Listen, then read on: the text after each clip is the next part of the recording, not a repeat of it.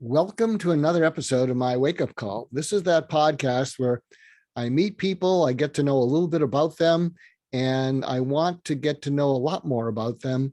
But while I'm getting to know them, I figure, why don't you listen in, our listeners? And then when my guests use videos, why don't you watch as we get to know each other? And I'm really excited to have as my guest the ever elusive Mikhaila Peterson, because I was on her podcast and we've been meaning to connect. And because of all kinds of various things, we didn't connect until now. But let me tell you a little bit about her. She's an amazing podcaster. She's a CEO, TEDx, and Oxford Union speaker. She's the host of the Mikhaila Peterson podcast, where she interviews a wide range of experts and public figures to discuss health, natural phenomena, politics, and other topics that are often shied away from. By the way, she overcame incredible adversity in the form of severe autoimmune diseases that destroyed her ankle, hip, and brain function after researching and implementing a new diet for which she is now known. She is also the founder of the Lion Diet. Mikhaila, good to see you again. Cool. Good to see you too. Thanks for having me on. Well, thank you. So let me ask you, if you were to think of the through line, a consistency in your life, kind of a fill in the blanks, I've always blah, blah, blah, blah, blah. And then if you can also think of your purpose or calling, why you are here on this planet, and share with us what those are, and then tell us the story of how you developed them. And let's have a conversation. Okay. So I think if I had to recognize a pattern about how I behaved throughout my life, I had a very rough time being sick as a kid with juvenile rheumatoid arthritis.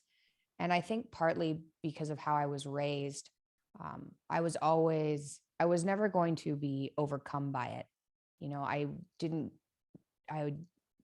refused to give up, right?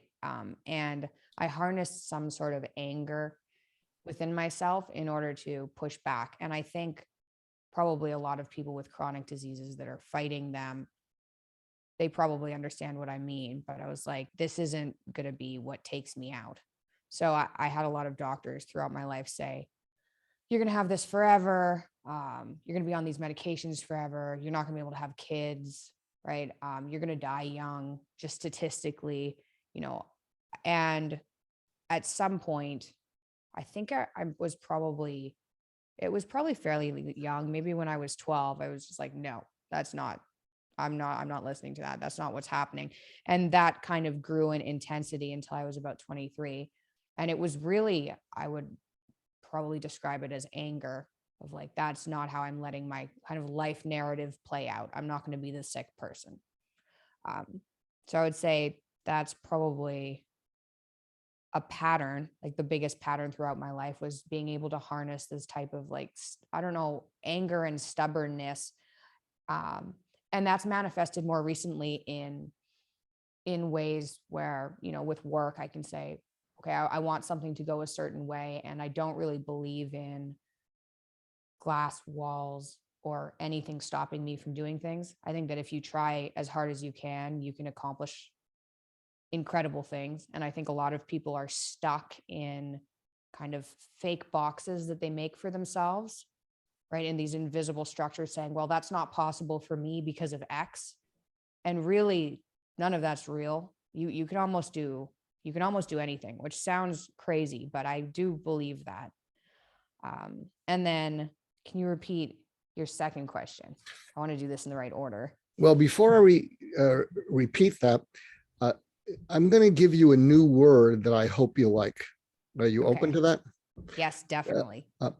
Because something that was built into me was, it's not great to be judgmental. You know, I was a therapist. Don't be judgmental. And as a result, I think I could be manipulated by people. Oh, don't be judgmental. Oh, they have an issue.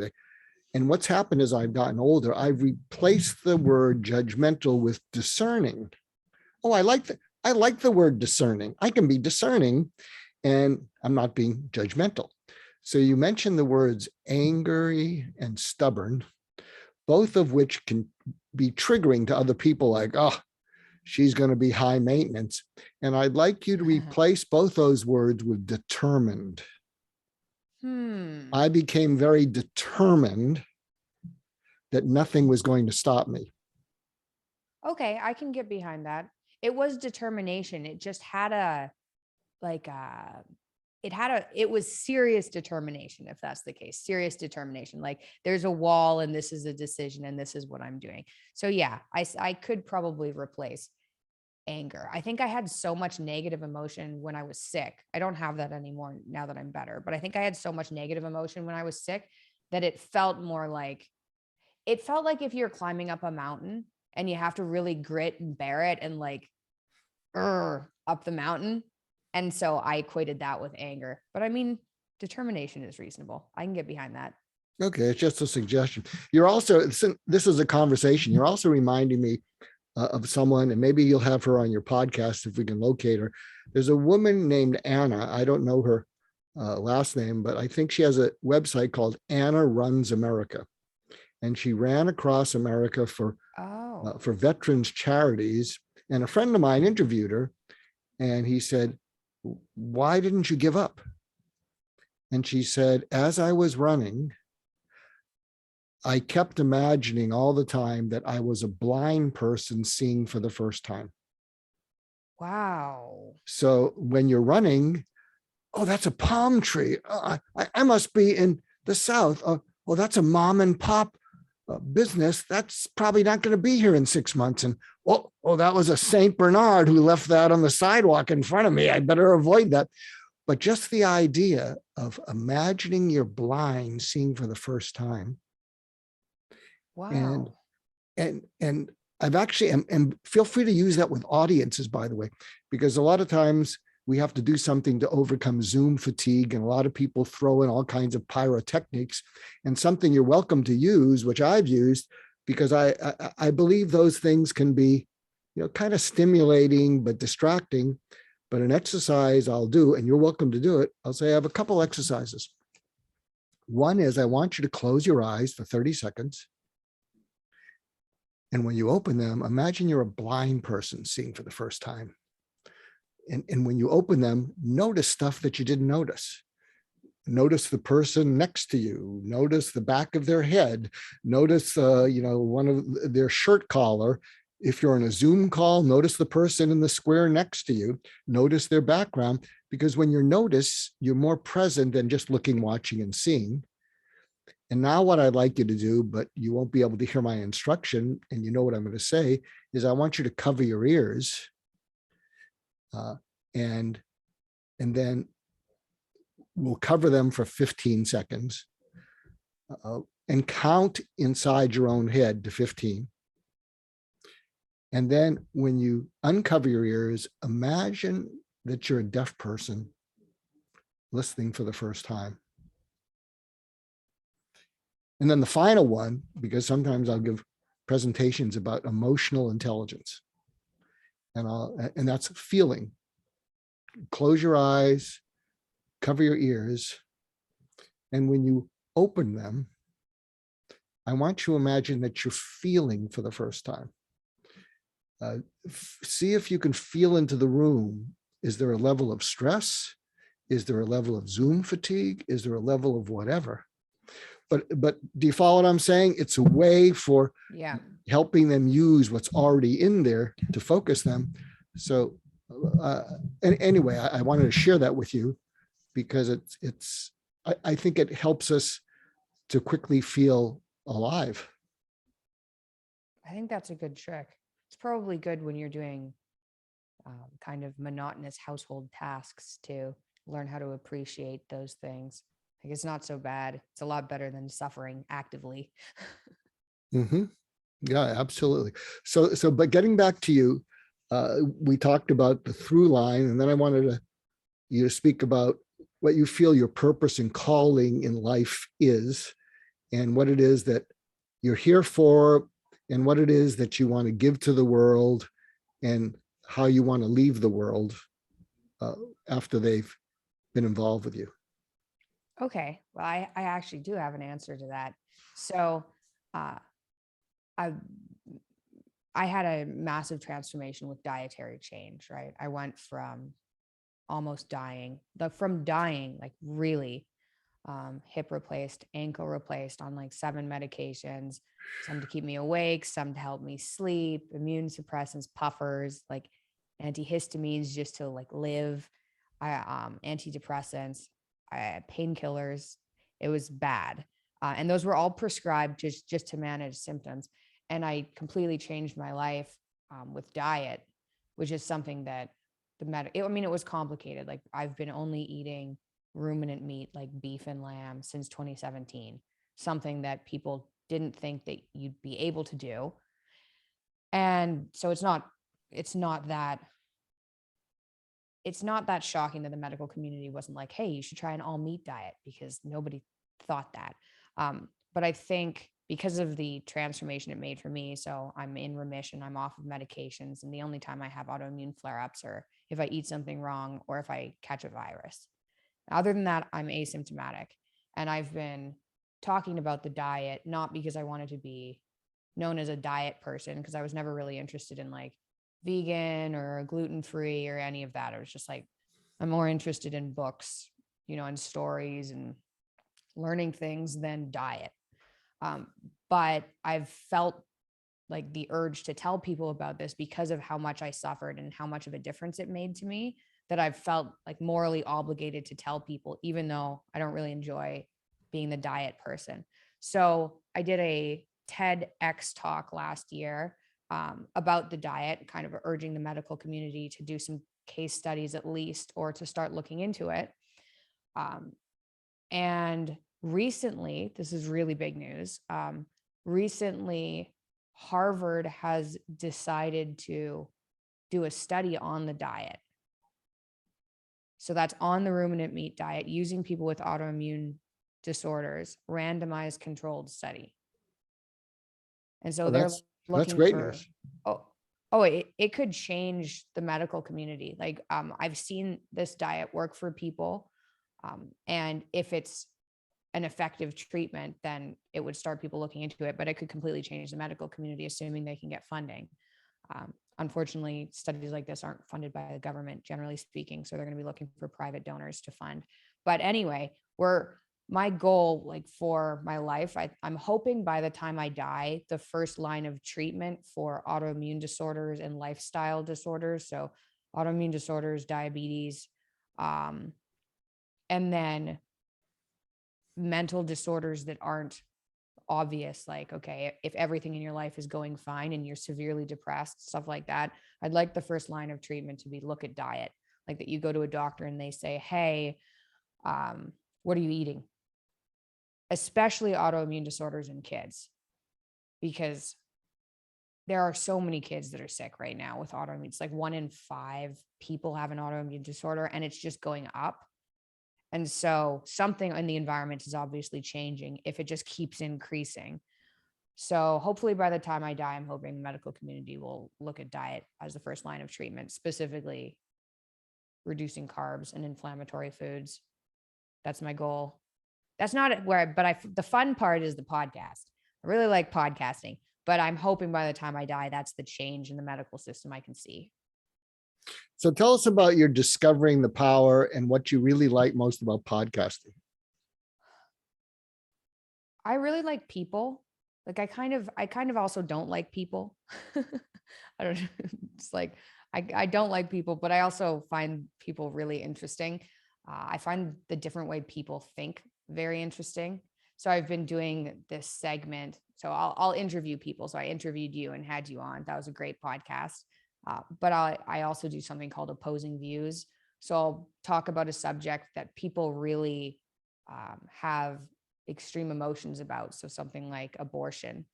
And I'll bring somebody on who has really extreme emotions that's pro-life, someone who has really extreme emotions that's pro-choice. And I don't talk to them together because that would be a disaster, right? But I'll ask them the same questions and just have 2 separate conversations and then show people the difference in the responses. And I just find it unbelievably interesting And I think in the last number of years, our society is split so badly. It's so fragmented that there are people on the right and people on the left that think the other side's evil, like stupid and evil, right? And that doesn't quite make sense. So I've been trying to bridge the gap, being like, look how both of these people can kind of look reasonable, but have completely the opposite views. And isn't that interesting? So I think I like podcasting because I'm able to talk to a lot of people. It's also like, I'm lucky. I can talk to anybody. I can't talk to anyone, but I can talk to experts in fields that I would never be able to get to otherwise. Right. Like when I was trying to research health things, I was like, well, who's a, toxic mold specialist? And then instead of waiting 3 months to talk to someone, I can just say, do you want to come on the podcast? Which is like sneaky, maybe a little bit selfish, but I figure other people are interested in the same thing. So it's just, I love it. It's crazy to be able to make money off of having conversations with people. It's crazy. Can I share something with you about, because you triggered in me my sensitivity and awareness to the divisiveness and why people so adamantly hold on to points of view. Can I share with you my latest thinking on it? Oh, definitely. So my latest thinking is that people develop psychological adhesions, which is different than a psychological attachment. Okay.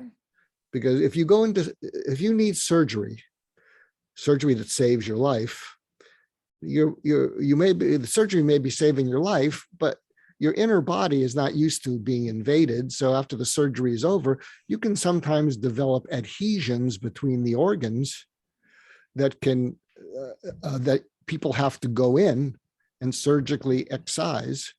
And I've also developed something, we even talked about it on your podcast, surgical empathy. And I think what happens is when people develop psychological adhesions, reason cannot get through because it's an adhesion. If it's a psychological attachment, you may be able to sort of share with them reasoning steps, and they may be able to take that in. But I think the greater the stress in the world, the more that people grab onto something, and it's like an adhesion. I also gave a talk to Saudi Arabia about 7 years ago on overcoming resistance to change. And my central hypothesis is resistance to change doesn't exist. And I said, what exists? See if you can feel this. What exists is non-rational, non-functional self-preservation. Non-rational, non-functional self-preservation. And if you think of people's minds as a silo, like a grain silo, and on the top is competence, underneath that is confidence, and underneath that is control. So the narrower your competence, but that the world loves and will pay you billions of dollars, like some of our tech CEOs, their lane, and you can think of Elon Musk, and you can think of Bezos, think of Steve Jobs. It's, I am competent here, I am confident, I am in control, and they will try to pull the world into that silo because it works for them. But the problem is it doesn't work most other places. They're not capable of getting emotionally close to anyone. People do not feel intimate with them, and they can't feel intimate to others. But because they have that lane that the world says, I love my Tesla. I love going on Amazon.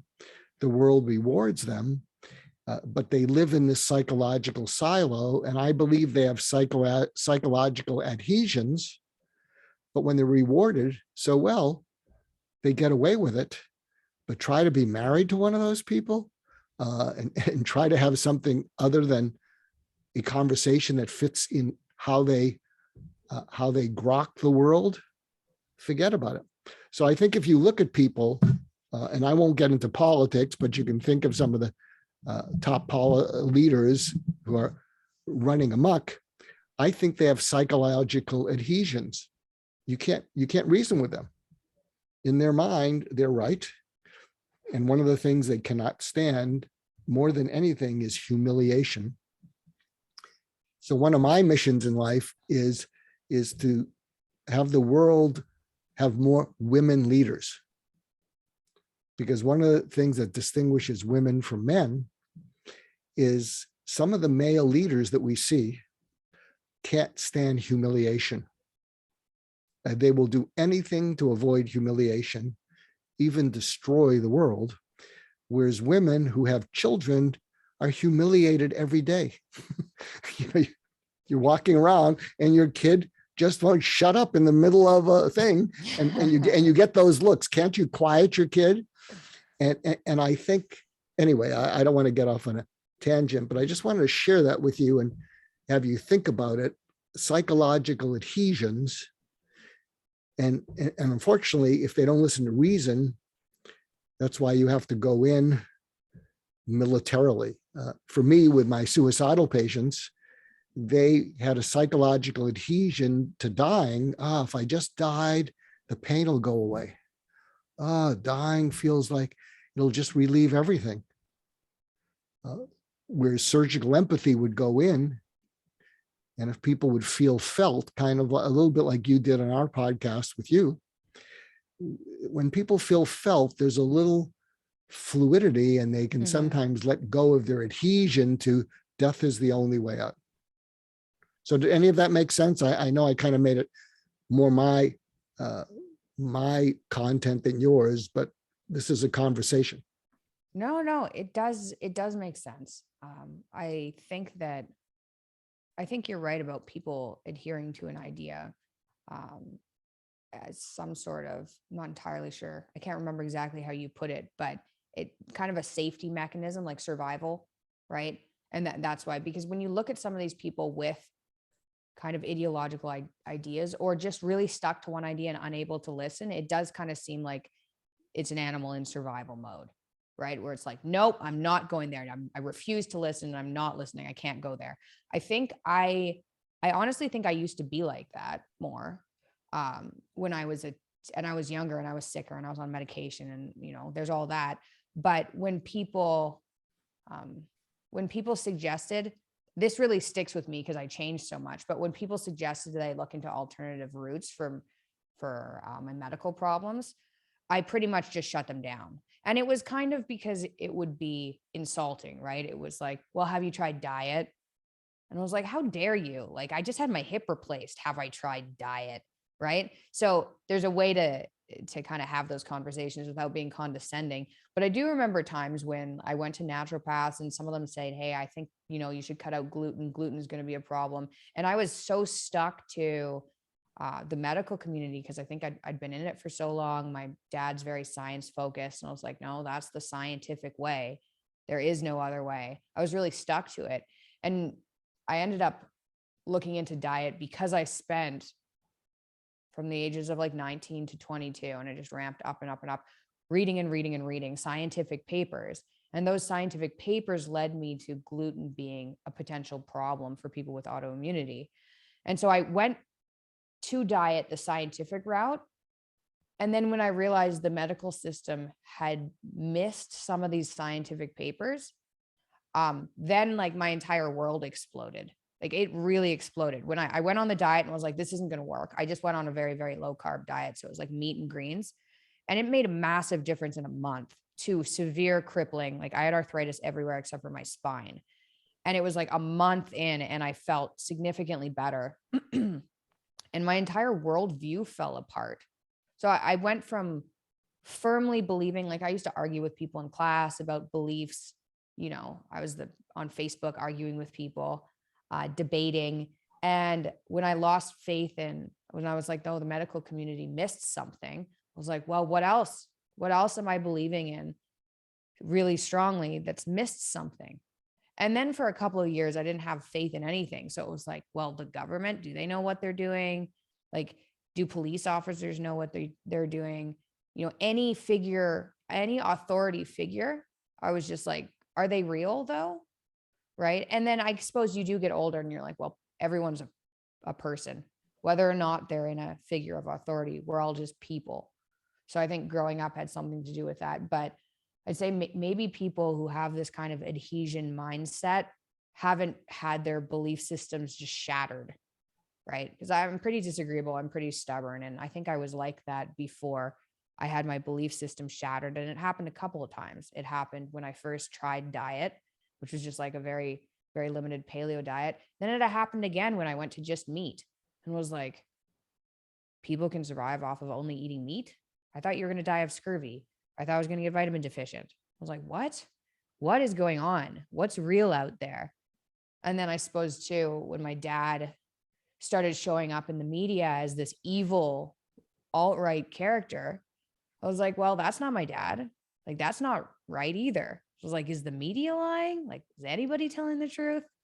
So I don't know. What was it like when you went through that period of a couple of years when you couldn't believe anything, that you were hearing, that everything was suspect, and the more they claimed to be an authority, the more cynical you were about, what's their ulterior motive? What was that like to not be able to believe anything?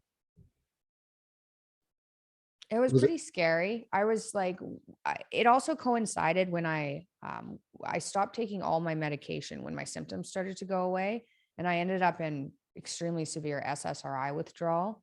So it's hard to differentiate between my belief systems shattering and the SSRI withdrawal, which caused unbelievable, excruciating anxiety and depression. So it's hard to separate them. But for a number of years, I was pretty scared, and I Googled a lot. I spent a lot of time reading. And if anybody, it was very bad at a certain point. If anybody said anything, they're like, walking down the street, I'd have a friend say, oh, this building's old. It's like from 1936. I was like, is it? Google that. So I don't know how enjoyable I was to be around, but I did it to everybody. I did it to like friends, did it to dates I went on, did it to my dad. It was like anybody said anything factual, and I was like, is that even true? And it turns out if you Google people, a lot of it's not true. A lot of what people say, they're just saying things they've heard or that their parents have told them, and it's not true. So what was it like? It was scary and time consuming and a lot of Googling. I don't do that as much anymore, but I'm still skeptical. Let me share something with you and tell me, is it okay because you trigger things in me that I want to share. Is that all right? Yeah, of course. That we're conversational. And for some reason or other, I am drawn to things that are counterintuitive, meaning I never would have thought of it that way, but intuitively correct. I think that would work. So the psychological adhesions, a lot of people would say, I never would have thought of it that way, but that's probably true. The reason they're not open is it's not an attachment where you can reason your way through. It's an adhesion. It's like they're internally, it's an adhesion. So part of what you were just triggering with me in sharing what you've been sharing is I wrote a book during the pandemic called Why Cope When You Can Heal. And when I asked people, especially women who were somewhat in touch with their feelings, thinking of writing a book, co-authoring a book called Why Cope When You Can Heal, they'd stop me and they'd say, if only. And I'd say, if only what? They said, if only I could heal. And I'd say, what do you mean? They say, I cope. What do you mean? Well, coping's better than not coping, but I'm not free. I don't feel peace. I'm exhausted. I don't feel joy. I have fun. And then when you say to them, do you think you could get through it again? Many of them will look at you flat out, deer in the headlights. I don't know how I made it through the first time. I don't know why it didn't take me down. I don't think I could do it again. And so one of the things we talk about in the book, and this is what tell me if this is counterintuitive. And I think some of it was coming out. This is why I was drilling down to your 2 years of not leaving anyone. So I believe that when we're traumatized, we develop something called the horror, terror, don't panic trifecta. So something is horrifying. The world doesn't know what to do with me. It's not going away. I'm terrified. I can't take it anymore. Don't panic, because if you panic, you're gonna freeze. You're gonna paralyze. You won't even be able to communicate to people. So what happens is we do everything we can to push that away. And something that often enables us to push it away is adrenaline and also testosterone. So what happens is veterans, to push it away, the horror, the terror, don't panic, they push it away, and superficially they have a veneer of feeling, I'm superhuman. Geez, I didn't think I could make it through the next shift. And I'm a healthcare worker. I've just been up for 48 hours. That's pretty cool. But inside, something's messed up. And the danger and the adrenaline and testosterone, which allows you to make it through, you realize there's going to be hell to pay when the danger goes away.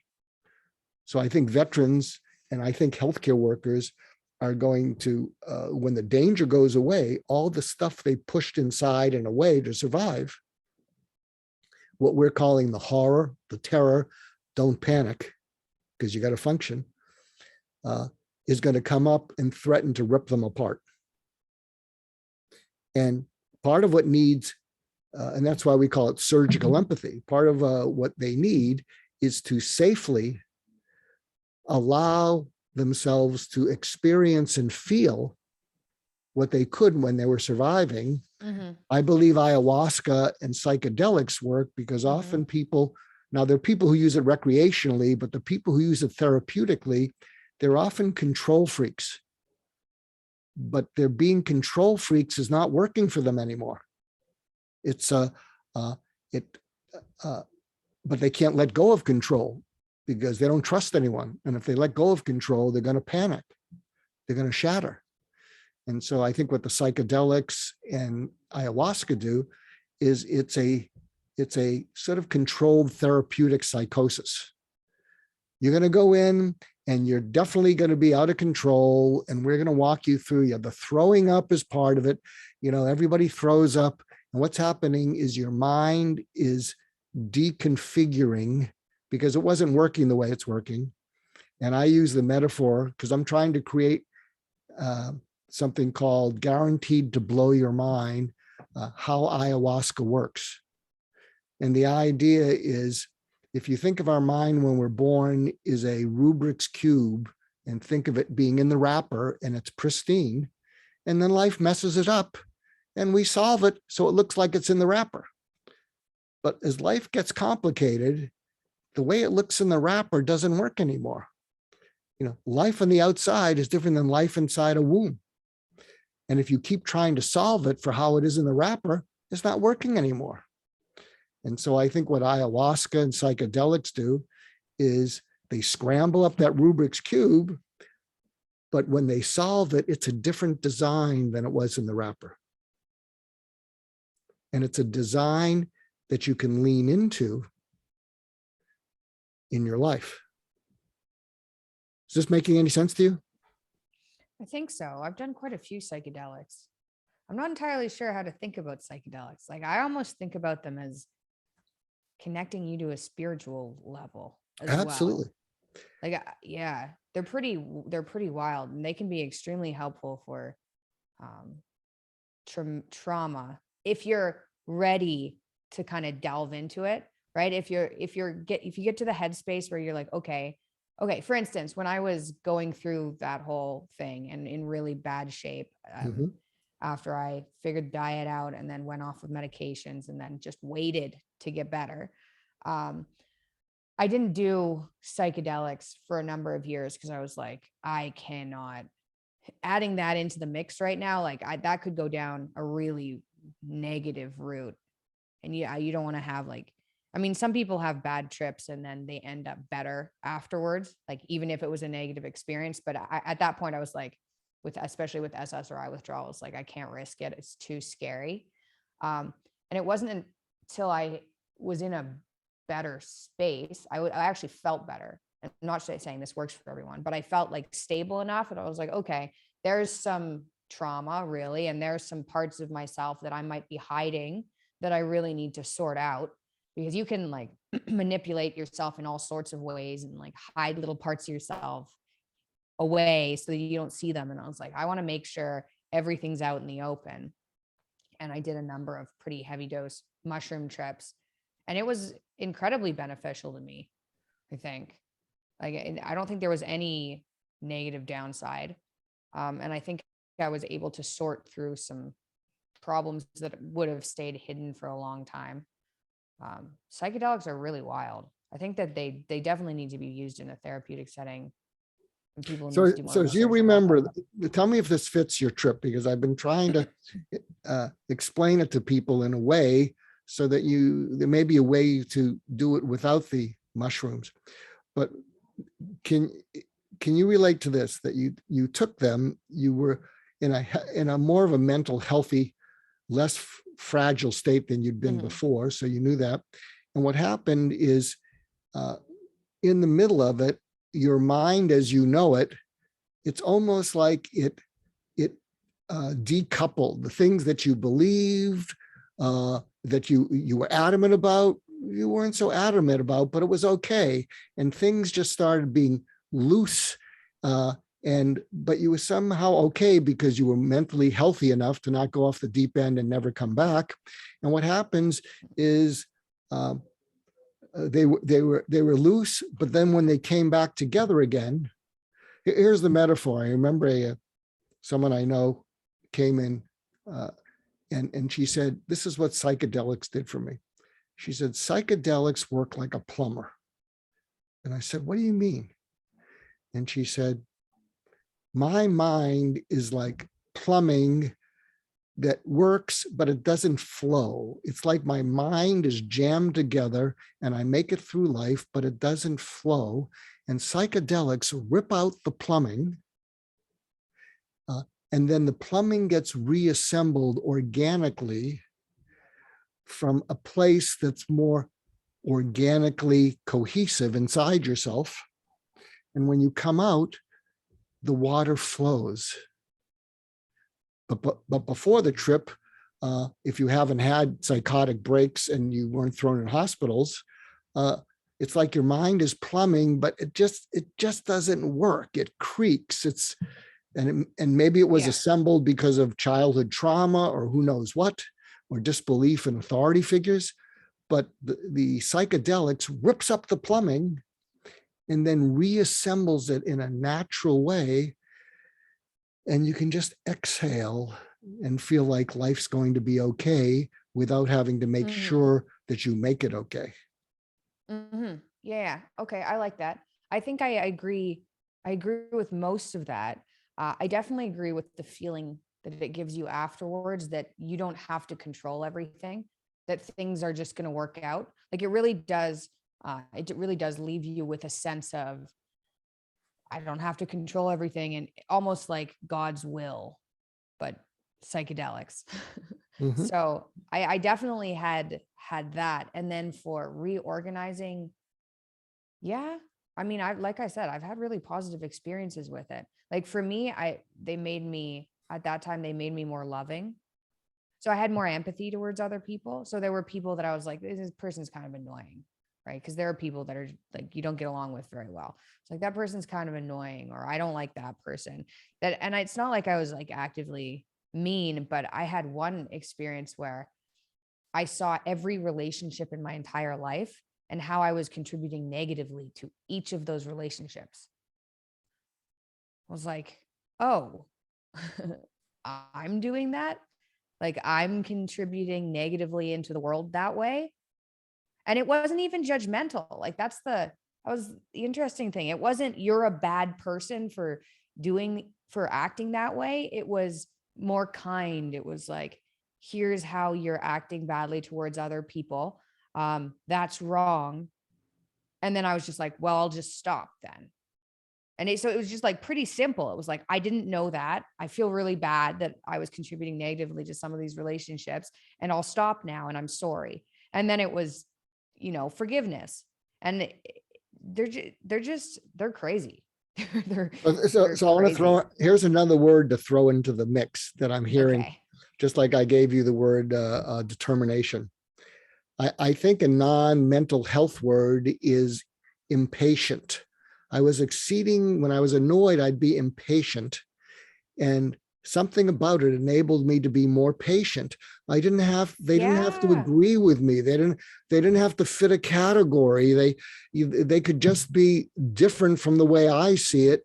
And I was just more patient with it. Whereas before, it's almost like if it didn't fit a certain kind of pattern or belief, I got annoyed, but I was able to kind of just let them be the way Yeah. it is.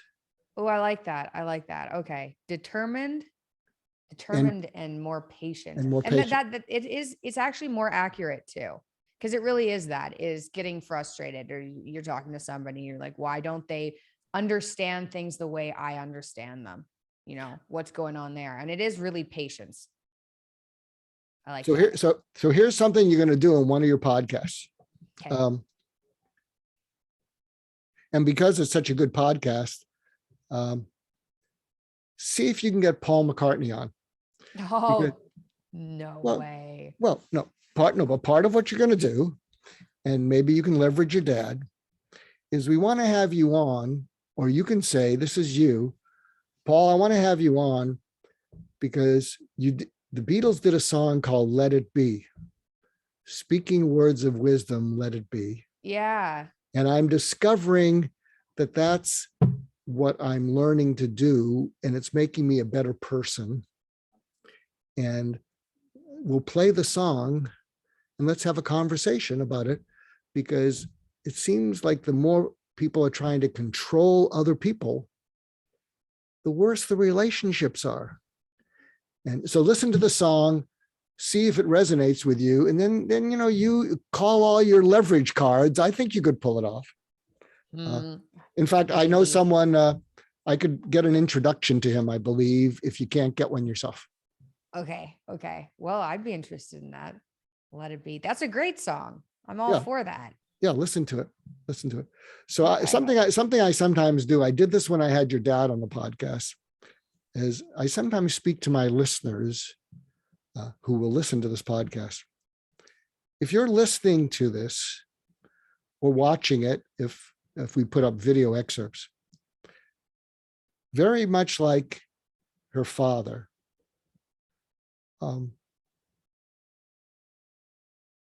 Mikhaila is not trying to be controlling. Her intentions are not to run over you. What she's saying is, hey, I've had kind of a traumatic life, and I've been searching for ways that will work for me. And the search put me looking at things differently than conventional ways, but it worked for me. And so I wrote it up. But I'm not here to tell you I'm a know-it-all and you don't know what you're talking about. I'm just saying, life's been pretty challenging. And when I tried to solve it following conventional approaches, I didn't get much relief. And what I'm discovering is how I got relief. And it seems that I have a platform. So I'm sharing with you how I got that relief. I put it into a book. I'm not saying you're wrong if you eat whatever you're eating. I'm just wanting to share it. And I remember when your dad was on my podcast, and one of the things I pointed out to my listeners, he's not saying empathy is bad. What he's saying is to just give unconditional empathy, that everything your child does is wonderful, is setting them up to fail. Yeah. And you don't want to set them up to fail. But if you make everything they do wonderful, they can't learn. And the world's not going to treat them that way. And don't do that. But of course, listeners will take something and they will run with it the wrong way. So please, if you're listening to this, re-listen to when I had Mikhaila's father, Jordan Peterson, on, because their intentions are to help the world. They don't have the intent. They don't wake up saying, how can I make the world worse? It's the opposite.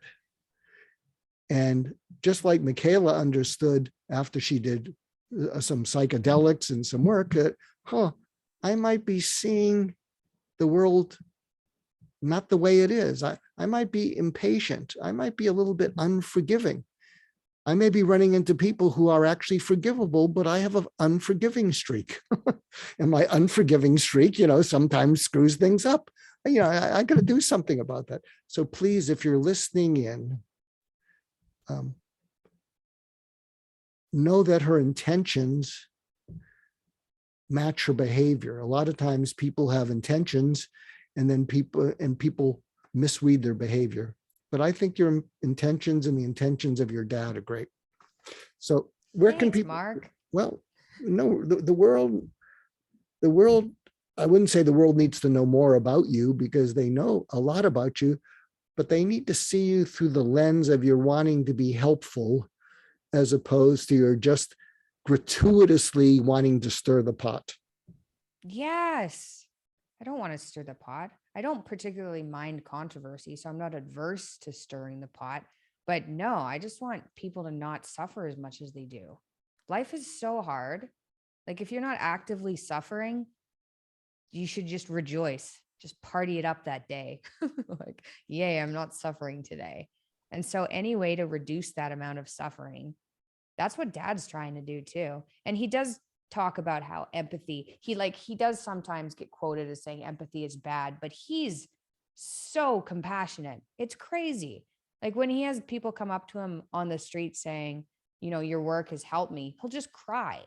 Because he feels things. So it's definitely not about controversy. It's definitely not about controversy. It's about trying to, do what you think will reduce suffering in the world. And I think you're doing it. Well, thank you. Thank you. So the best place for people to find out more about you is? YouTube, probably my podcast. So you can type in Mikhaila Peterson, and that's Mikhaila Peterson on YouTube. And then I'm on Instagram, same thing, Mikhaila Peterson.